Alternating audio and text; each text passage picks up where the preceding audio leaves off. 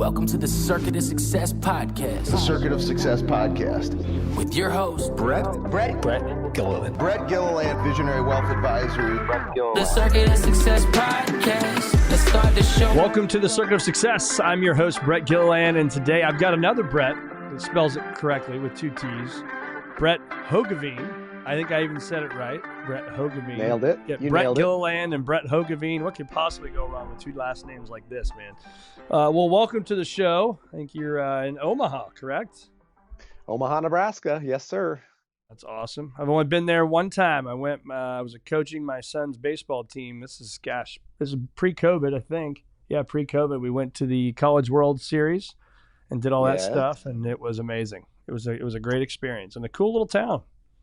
It is a nice city. I hear usually one of three things when people are like, I've been to Omaha because. Yeah. One is College World Series. Another is Warren Buffett's big party, the Berkshire Hathaway shareholder meeting. Yeah. And once in a while, people come just for the zoo. So. Well, there you go. I did hear that because St. Louis is known for their zoo as well. So I think you guys have a very, very good zoo there. Yeah. Well, Brett, we are here to chat about a lot of great stuff, but you are a co-founder of BetterCulture. You can see Culture Matters on your shirt there. Keynote speaker and leadership and culture expert. So looking forward to chatting about all that. But I always start with this is what has helped make you the man that you are today? Well, it'd be hard for me to answer that question without talking about the relationship I have with my father, who not only was a big influential force and shaper in my life, but is also the reason that I do the work that I do today. My father, Dr. Kim Hoogeveen, started a nonprofit healthcare organization in the Omaha area in the late 1980s. And if he was telling you the story, he would say the same thing. He'd say kind of had no business being the founding president and CEO of a company that grew to become one of the largest centers of its kind in the entire country. But other than one thing, which is he thought he knew something about how to motivate people, didn't know a lot about the business he was getting into, which happened to be really catastrophic brain spinal cord injury rehabilitation. Wow. Didn't know anything about building a business. He'd never done that before. He was a school psychologist originally, and that's what he was doing when he got sort of recruited to help this company. But he did think he knew something about people, how to motivate people. And so he, from the early days, went all in on company culture and built an organization that became year after year the number one best place to work in our area.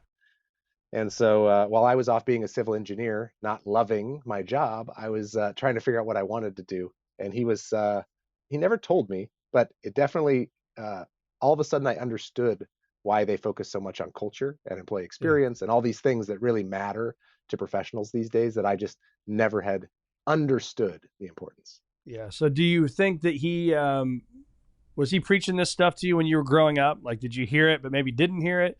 And let me rephrase. Let me tell you why I'm asking that. So I'm a big proponent. Anybody that's listening to this podcast, I talk about it at home. I talk about it socially. Read 10 pages a day, and you'll read 24 to 25 books a year. So I say it all the time to my kids. And my son, I have 4 boys. My 11-year-old, my 4th one, comes home the other day from school, and he thinks it's a great idea. He heard if you just read 10 pages a day, and he thought it was like the greatest idea ever. And I'm like, oh, so you're used to me saying that to you, right? And he's like he was dumbfounded. He'd never heard me mention it once. And I'm like, great. All this stuff. Maybe one day he'll remember what Dad said. But anyway, did your father do that growing up? Yes, exact same situation. He never forced these things on me, but he certainly talked about them because that's what he was passionate about and what he was excited about. And so he would tell me stories about what was happening at his organization and things that they had done to celebrate someone or to promote someone or to create a great place to work or something achievement they had made. And you just don't listen when you're a kid, when you're a teenager or a college kid. I just thought, that's interesting, but I don't want to do that. So why would that apply to me? And it wasn't until I got out in the professional world that all of a sudden I thought, he has a lot of wisdom that I should pay attention to. That's right. And so we went off and started our company together about 15 years ago. So awesome. He definitely So he's the co-founder with you of BetterCulture. He is. Technically, there's a brother involved there too. So yeah, Blake. Okay. There's 3 of us involved. Yes. That's awesome. Family dynamics. I'm sure we could have a whole podcast on that as well. So, yes, well, let's talk about some of the topics. Doing my research that we talked about is your stars versus vacuums. I've heard you talk about and how the best organizations are tilting culture in favor of their best employees. Talk a little bit about that. Well, in any organization, so we do culture work. The name of my company is BetterCulture, and I like to give people this very simple analogy for what it means to positively shape culture. Okay, I want you to imagine a new employee has come to work for your organization, and the question is this: who influences them? Who do they learn from? What shapes their sort of philosophy of what it means to be an employee at your place of work? And Mm-hmm. really, there are two. This is oversimplification, but it's mostly accurate. There are kind of one of two forces that's going to help shape them. And it's either going to be a star, which is somebody who is the type of employee you say, thank goodness they work here. They live your core values. They have the right attitude and energy and work ethic and whatever it is that matters to your company. They're all of that and a bag of chips. Okay. Or on the other side, there are vacuums. These are people who they're just they're tough to be around. They suck the energy out of a group. They really make it hard for other people to enjoy their work. They could be toxic, they could be negative, cynical. They sort of pull against the organization. And the question is, who influences that person, that group in the middle, the new employee who shows up? Are they more influenced by your stars or your vacuums? And if your stars are winning that battle, if they're influencing the group of impressionable people in the middle and they're pulling them up and having them be more star-like, then your culture is being positively shaped. If on the other hand, your vacuums are winning that battle, people show up and they go, "Oh, buckle in, you're going to hate it here." Yeah. Like you're very Right. quickly you have your vacuums are losing that battle. And so that's a really simple analogy to ask people who is winning that battle for the heart of your workplace culture. Yeah. I think it's important to talk about it early on, right? When we're introducing, and actually, before I go on there, do you have any extra things open on your computer because you keep going in and out of blurry? So maybe if you I got some I extra don't. windows open, okay. Well, if it's just I don't maybe know if it's an Wi-Fi or internet something, speed thing. I yeah, apologize. that's Yeah. all right. Not a big deal at all. People are coming here to listen anyway. So, what was I saying? Oh, so one of the things that we talk about in our process is when we're, recruiting a new advisor, or hiring a new staff person, is obviously be a good person. Don't be a compliance nightmare, anything like that. So nothing there. But the other one, and it's pretty technical. We just say don't be an asshole. And so we have the no asshole rule here at work. I mean, is that important? Because it's something we talk about in every interview. Well, I think what's more important, yes, it's very, very important. But what's more important is what do you do when somebody is an asshole? How do Mm. you, so it's one thing to have the policy or the language or the core value, but how do you actually live it every day? Can I ask that as a follow-up to you? I mean, what does that look like as far as, okay, that's nice to say, but how often do you actually have a conversation about it? Well, we have had conversations about it, and without diving into too much detail, that we Yeah, do have a process for that, and sometimes it's just them not being here, and so yeah. I think that's the important part is being okay with that, and but again, it's there's so much time spent on the front end of it that we hopefully can sniff that out, right? If they are an asshole, because you can only be nice and fake for so long until you can kind of just sniff it out, right? And so, because I remember early on, this is probably we were a year to year and a half old, and we passed on a really really big financial advisor that would have been a game changer for us to add, and we made the hard decision to not add him because he was an asshole. And so Yep. we found that out early on. And again, trust me, it was really difficult because it would have been our largest advisor still to this day, by far. And we chose to not do it. And it was a tough decision, but it was the best decision for our company. It is. And the reason I asked the follow-up, I appreciate you playing and letting me turn that back at you, is, there are a lot of organizations that will talk about their values and that they Mm-hmm. will say, here's what matters, but they spend more time on sort of the branding exercise and the marketing exercise of here's what it means to work here. And they spend less time on actually reinforcing those things, right? And Yep. having the tough conversations or really screening candidates on the front end or really pushing and coaching people and saying, hey, look, if you want to be a star here, you got to work on these sort of soft skills, these professional Mm-hmm. skills, your attitude, all these things, in addition to being an awesome producer in our work environment, right? Yeah. And really focusing on the whole package. Yep. What's killing cultures right now? What are you seeing? Because you're working with lots of from small startup companies that people that are listening to this to Fortune 500 companies. So what are you seeing is killing the culture? There could be a lot of answers to that. One thing that pops to mind is organizations, and this is a two-sided street, but being afraid to have real relationships with people, to really get to know people. If we listen to all of our HR attorneys and on both sides, it can feel like you get a lot of advice that says, don't be a real human, make sure that Yeah. you only have these types of conversations and that everyone's treated perfectly the same. And honestly, that's really bad advice when it comes to culture. If you want to build the type of culture people want to be a part of, people need to be treated individually as individuals. Mm-hmm. And that means that you're not going to treat everybody the same. That doesn't mean you don't treat everyone fairly, Right.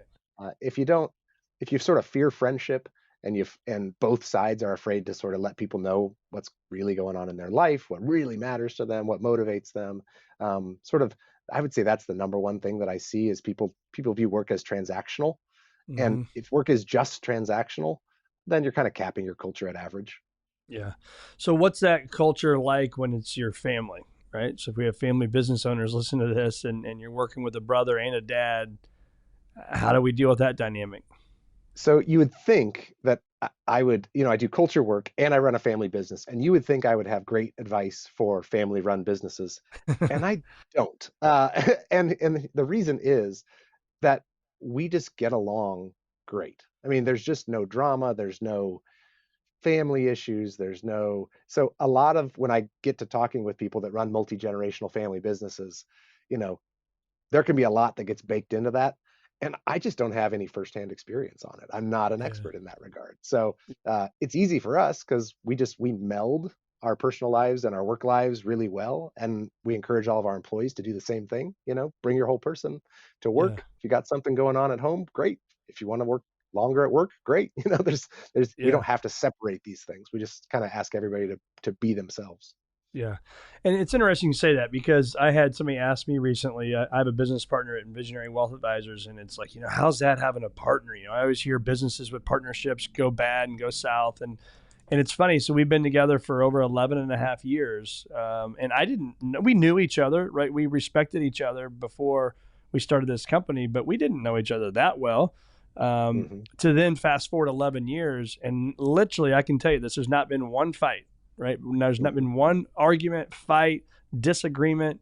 It's have discussions, trust each other. Hmm. Tim always talks about this: trust, respect, humility, right? And I think Hmm. the more we can be aligned on those three things, or trust each other, respect each other, be humble with each other, it just happens, right? So it doesn't mean we always have to see the exact same thing, but we can get to where we both win in a relatively quick manner, right? And I think it's having those three values. So when you hear that, what comes to mind for you? So we do a lot of work with organizations on what you could call core values, right? Mm-hmm. And can you give me those three again? Trust. Trust, respect, and humility. Yeah, I love those, right? And those are nice, clear core messages and values Yeah. that you can lean into. One thing that I heard, sort of reading between the lines, is one of the core values that we is one of my favorites to run into when I work with organizations, and it's something called assuming positive intent, right? Mm. And so a lot of conflicts, whether that's in family or business partners or other things, comes from either miscommunication or selfishness or someone trying to take advantage of someone else. But oftentimes those aren't really what are behind the conflict. The conflict really stems from an assumption that somebody made that the other person's trying to take advantage of me, or Mm. they they obviously can see that this isn't equitable and they're still trying to do it anyway. And that's usually not the case with two well-meaning partners in a business. And so if I can coach people to learn to assume positive intent of their colleagues, of their friends, of their neighbors, of their bosses, of their whoever, not only is it some of the best culture advice you could ever get, but it's great mental health advice too, because you don't end up, You're so right. frustrated and upset all the time. So Yeah. my I guess wrote is the that two of you are down. really good at assuming each other you're trying to do the best for the partnership at all Yeah. times. And Yeah. that tends to eliminate so many of the conflicts that could pop up. Yeah.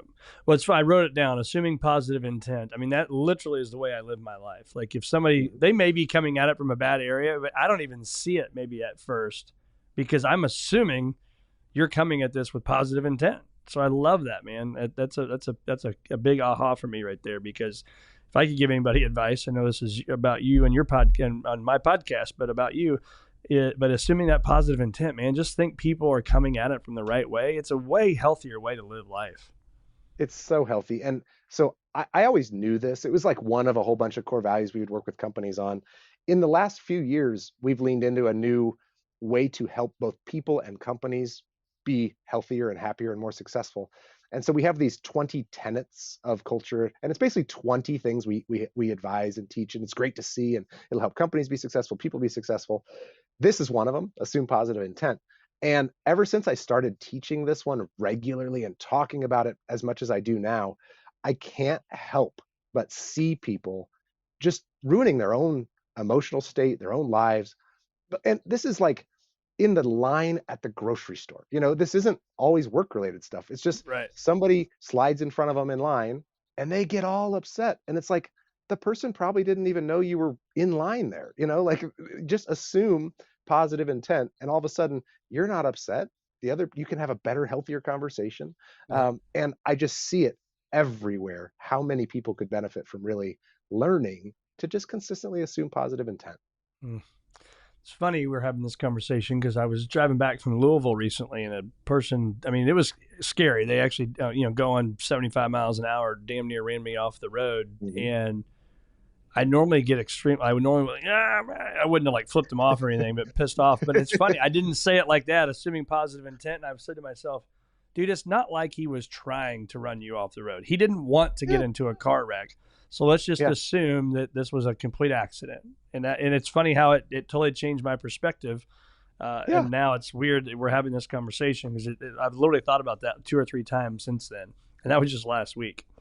Well, there's, for people, a lot of my clients and people I work with, they're very rational, or they try really hard to be rational in business.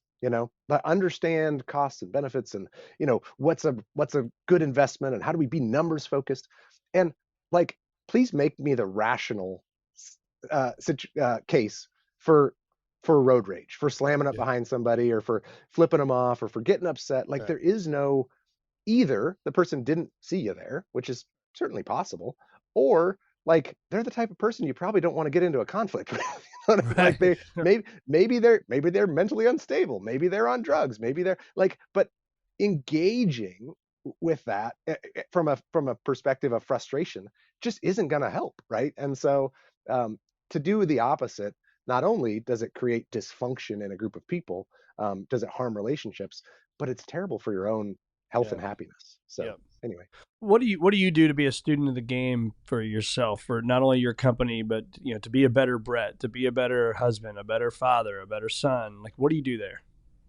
So because I do have young kids, I struggle to read books to the degree that I would like. So I'm a podcast listener. I'm a big fan of this medium. I try to tune into as many podcasts as I can. In recent years, I find that even more digestible for me than audiobooks. I used to try to listen to audiobooks when I work out or when I commute. But anymore, it's mostly podcasts. And so I wish I liked audiobooks, man. I like want to fall asleep, especially when I'm driving. I'm like, next thing you know, I'm like swerving. I'm the guy swerving because I about fall asleep listening to a book. Yeah. And what's so cool about the podcast medium is you can get advice in so many parts of your life. And then I'm guilty. I go home and I tell my wife something I learned about health or fitness, and she's like, I told you that 2 years ago, right? And she does the same thing that your kid did to you. She's like, all of a sudden I'm thinking, I should only have an 8-hour feeding window. And she's like, Brett, I've been doing that for 5 years. And I tried to, so she's like, be a great listener. How about you try that one? Yeah. Working on it. That's right. So podcasts are one of them. Anything else that you do, like daily habits that are no miss for you?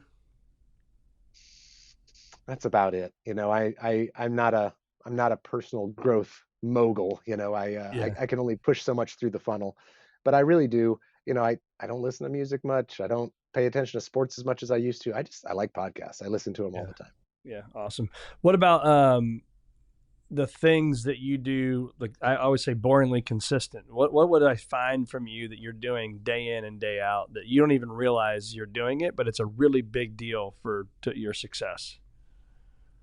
Probably a little bit of sales goes a long ways. A little bit of consistent, maintaining relationships, networks, having a CRM that keeps you accountable to doing a little bit of sales and business development.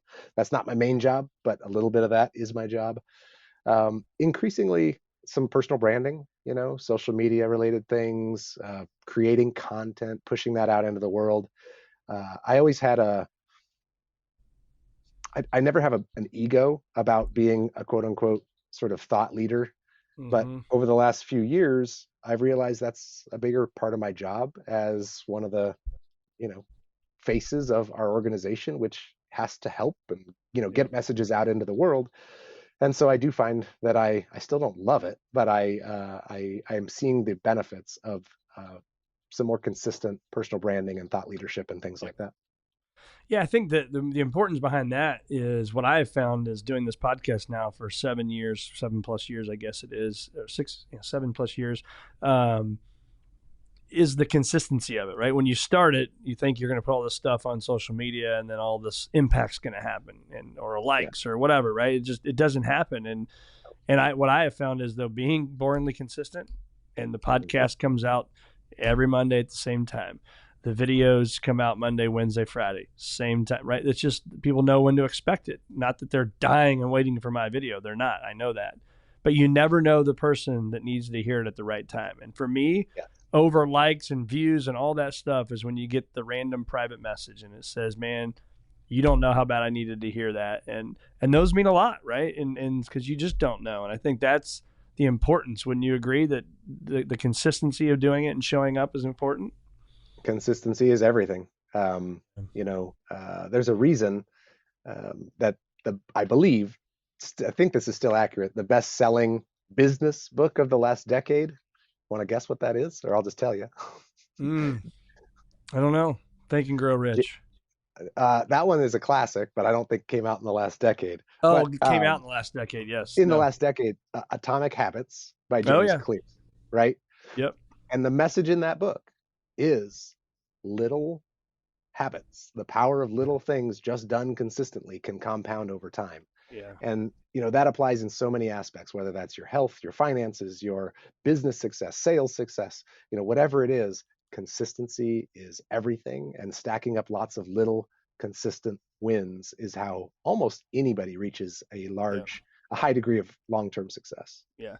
And I think it's in that book too, because it's been a number of years since I read it, but it's the habit stacking as well. And because the way I look at that habit stacking is, if I'm going to be in the sauna in the morning, it's I'm going to do my meditation and my reading at that time as well. Right. So it's boom, boom, boom. I just stacked 3 things that are helping me during one set of 24 minutes or whatever it may be. Right. And that's key. Yeah.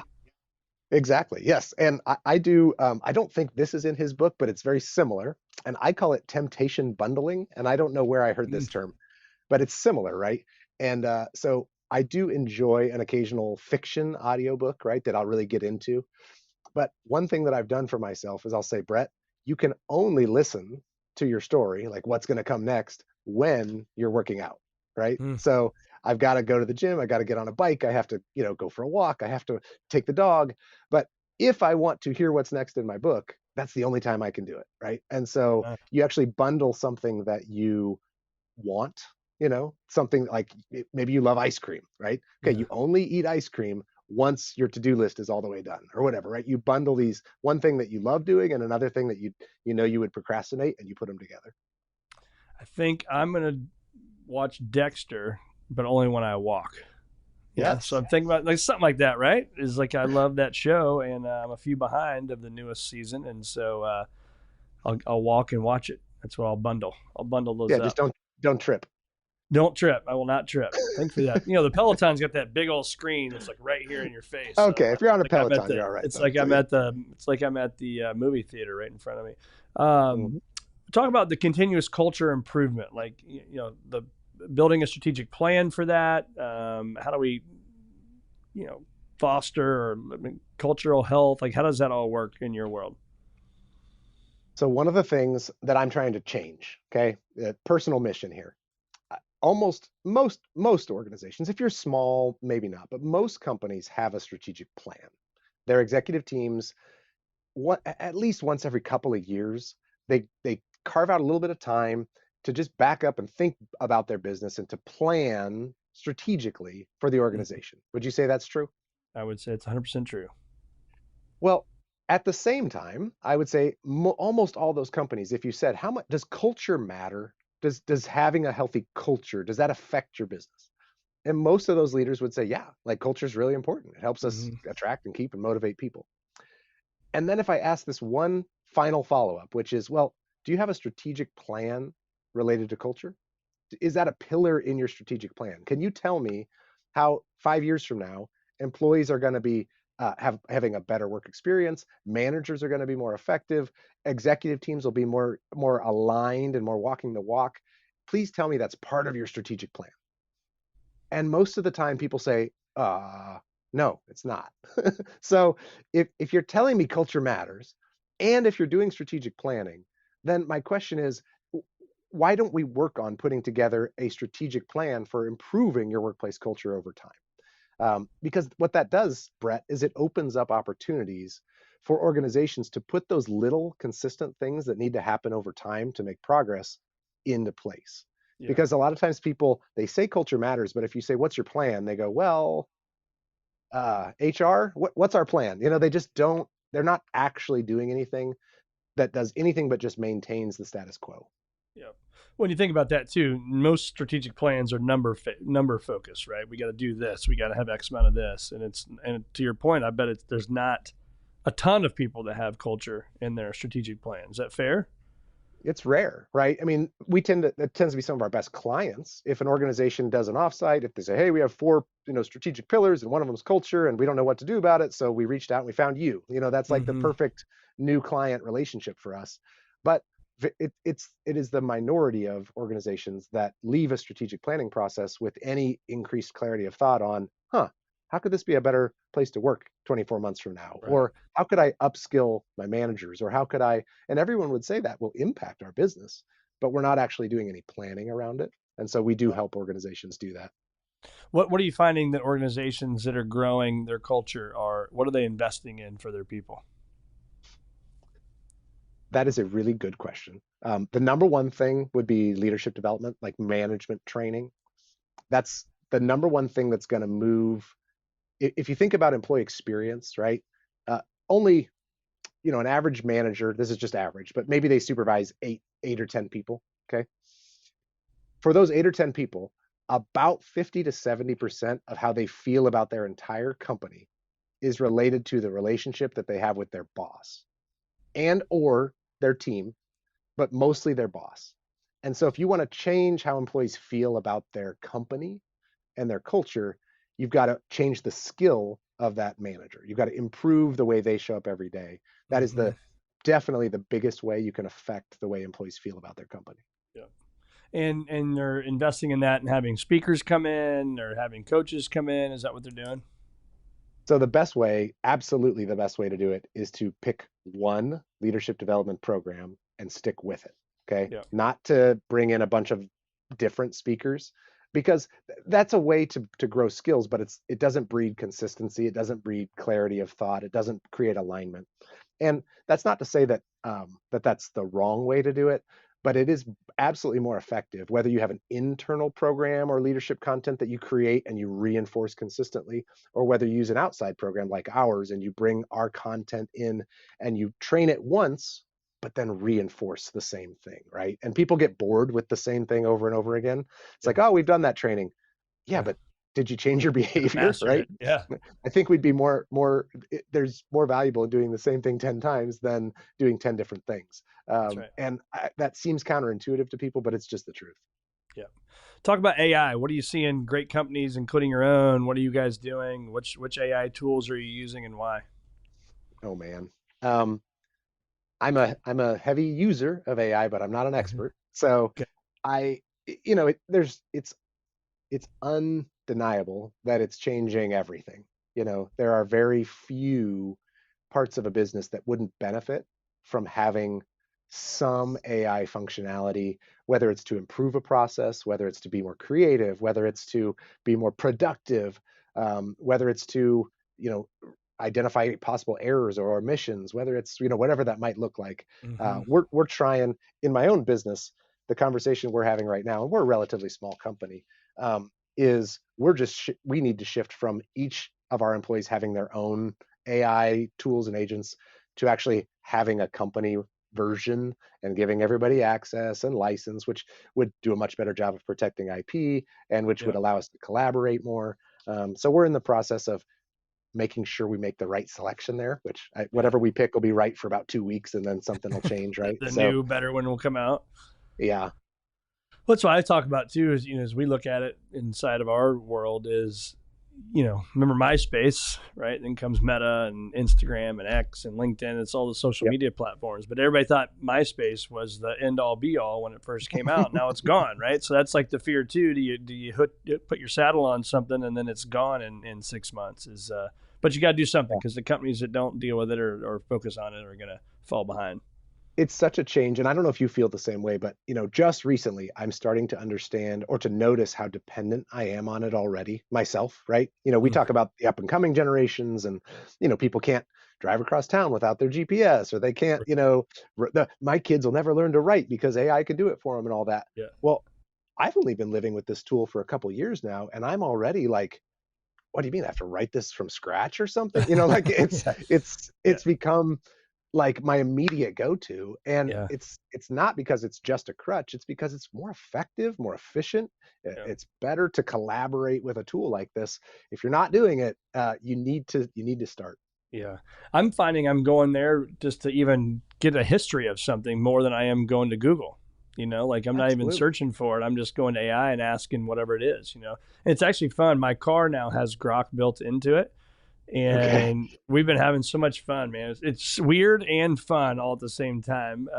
But the conversations you can have, and just even driving on the road, what's the history of this thing, right? Or this, we were going to a soccer game the other day, and we want to know the history of my son's soccer club. And I learned stuff on that drive that I had no idea about the soccer club. And so it is pretty cool that the good stuff that comes out of it, and just hope that there's some stuff that happens to where we're going to guide it in the right direction versus the potential wrong direction that it could go.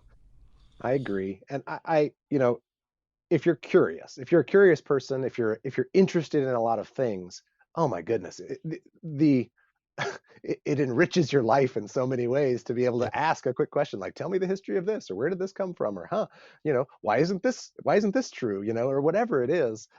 It just, to have the ability to get immediate answers, even if they're only 99% accurate at this point, Yeah. it's a game changer. Yeah, it really is. It really is. What do you do in a daily basis for you that just doesn't even feel like work? You just love it so much. Like, what is that? Hmm. I'm spoiled right now. Anytime that I get to spend with my team never feels like work. We, I think we kind of stumbled into this. We kind of did it intentionally, but we, uh, we just have a fantastic team. And for an organization called BetterCulture, you would think, yeah, duh, you should focus a lot on culture. Right. Well, anytime that I get to hang out with my colleagues here in the organization is always time well spent, and we could never get enough of it. So we get along great. We role model the stuff we preach pretty darn well. And we just have a group that likes spending time with one another, whatever that might look like. Yeah. So Love it. yeah. It's great. And you'd be very thankful, man. Could you imagine having to go to work every day and like not looking forward to seeing people you work with? It would suck. So can I tell a story about that? Absolutely. So I no, I can't. But there was a time in my life where I easily could have. And Brett, there are so many people out there across the United States. Let's just stop there, because across the world you get into different dynamics Hmm. that hate their job, I know. It's that terrible. don't like going. And I think to myself, what are you doing? Right? There are so many places that you could go choose to work, where not only would you maybe enjoy the work, but you would enjoy who you work with and the company you work for and your boss and like all the stuff, right? Yet there are still, I don't know the exact number, I probably should, but 50% ish is a fair estimate of people that like are antagonistic toward their job. And I just think that that's part mindset issue, right? Where they're just telling themselves that work has to be the enemy. But it's also that there's a lot of workplaces that just don't have this culture thing figured out. And I increasingly, when I speak and when I talk to audiences, in the right setting, I will ask a poll question where I describe a harsh workplace, a bad place to work. And I'll say, how much more money would you have to get paid every single year to work in this type of a organization? Hmm. And there's some group of the audience, maybe 10, 20% that say, oh, not much. Like that's work, that's normal. Right. But but the vast majority of the audience says, oh my gosh, it would take a lot of extra money to get me to work somewhere like Yeah. that. And that gets me excited because I feel like those of us that really value culture and are pushing on these things, that the labor pool that's willing to go work for organizations or on teams or for managers that just don't have any business being leaders and business owners is shrinking. More and more people are, they want to enjoy their work. They want to enjoy the people that they work with, and they'll work hard at the same time. That's But the right. culture stuff is a non-negotiable for me, and I think for an increasing number of people. I love it. So you talked about assuming positive intent. That was one of your 20 tenets of culture that I know you guys have. I think you guys have a product for that, right? 20 tenets of culture. But before we dive into that and what that means and how it's helping people, just pick one of the other 20 that really sticks out for you that you like to talk about. I'm I trying know to it's decide if I hard should because pick. they're all 20 of your babies, right? So it's like, Yeah, they are, but so I'm trying to decide if I should pick the easy one or if I should pick a one that your people maybe you wouldn't expect. But I'll go easy for now. The very first one is called coachable. Be coachable. mm, Um, and just like you've already described, and I can tell from the types of questions that you ask me and that you ask your guests, right? Which is like, yeah, what are you doing to invest in you? yeah, What are you listening to? What are you reading? What are you, etc. I I did not understand the difference. If you lead anyone listening, if you lead your professional life, okay, where you think coaching and feedback is a bad thing, you are you are at such a disadvantage. When you look at people that are 50, 55, toward the end of, mid or let's say mid-level or toward the end of a career, one of the number one things that you will find that is correlated with success and happiness in life is how often are you working on yourself? How mm, often are you asking for coaching or feedback? How much do you listen to other people who are smart, knowledgeable, accomplished, etc.? How coachable are you, right? And if you show me someone who is just when someone offers them feedback, they say thank you and they try to listen yeah, to it, that person is going to grow and grow and grow and grow. And the opposite, when if you're an employee and you try to give someone coaching and feedback and they're defensive or they resent it or they give you every reason in the world why your advice isn't actually helpful, mm-hmm, that is a person who's not going to grow. And so the number one thing that we coach and teach is called being coachable. And we try to impress upon people, this isn't a culture initiative. This is a you focused initiative. If yeah, you will learn to be more coachable, yeah, you'll be a better employee. You'll probably live the core values better. You'll be a better, but you will be more successful and happy if you learn yeah. that coaching and feedback is good for you. And that's the number one thing we start with that one on purpose because it's so important to long-term success and to growth. Well, it's the old saying, right? The student or the teacher appears when the student is ready. It's like the Yeah. teacher's been there the whole time, right? Hmm. But they weren't listening. They weren't ready yet. And so I think that the person, whether that be in this example, the employee or ourselves, we have to be ready for it. Yeah. But we do. But companies, by the way, if you have managers or business owners listening, there's a lot you can do to help people be more coachable, right? Mm, In an interview process or an onboarding process, if you will just say things like, hey, don't take a job here if you don't want to be pushed. Don't, mm-hmm. hey, we value coaching and feedback. We view feedback as a blessing, right? Like hey, if you come to work here, we're going to push you. And that's because we care. Like simple things. But if you will say these ahead of time, it gives you then license to help people get better, to push, to grow, to develop. And that's good for the company, it's good for the team, and it's good for that person. That person will grow and be happier and more successful. But you got to help them understand feedback is good. It's not That's it's right. not bad if your boss says, "Hey, we got to talk about something." So, That's right. yeah. Tell our listeners about your 20 tenets of culture. Okay, there's a lot here. It's hard to wrap up in a really simple way, but if you like the idea of, if you understand, if your employees or you or your managers would get better at assuming positive intent or would value being more coachable, okay? We have 20 of those things. And 20 is a big number. We didn't mean Yeah. to set out with for 20, but we started by asking ourselves, for the organizations that have the healthiest cultures, the most effective teams, what would be like a universal set of core values? Back to right where we started, what would describe a star employee across, I don't care the industry or the company, but if someone shows up and they're coachable, they assume positive intent, they build good relationships, they're kind, they know how to have friendly friction, like all these 20 things, that's a star. And people told us over and over again, yes, yes, yes, yes, yes.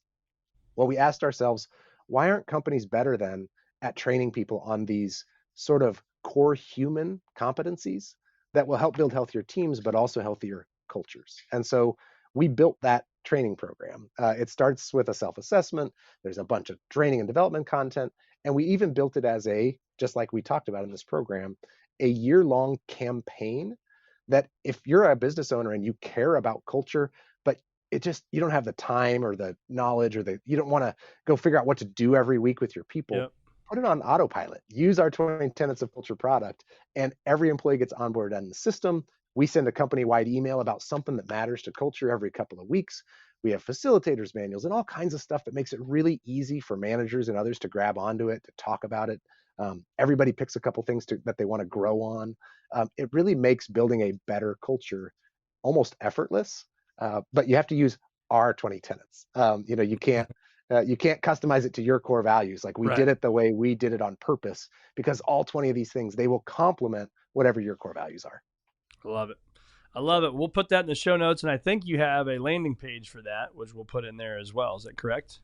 Absolutely. Yeah. Just at betterculture.com/circuit of success. That's it. Awesome.